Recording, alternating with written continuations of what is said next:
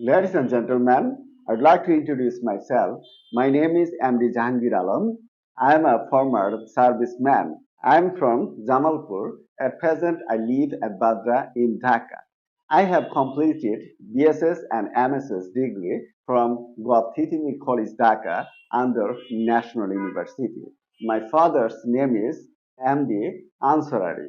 He is a former serviceman. My mother's name is Nurun Nahar. She is a homemaker. I have two siblings. One is brother, another is sister. My brother's name is MD Alamgir Hussain. He is a serviceman. My sister's name is Asma. She is a homemaker. My favorite color is white.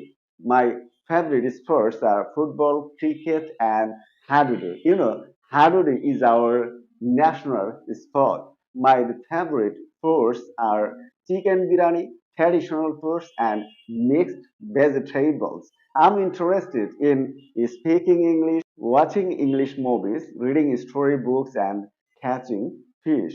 In my leisure time, I like to listen to music. That's all. Thanks for being with me. Goodbye.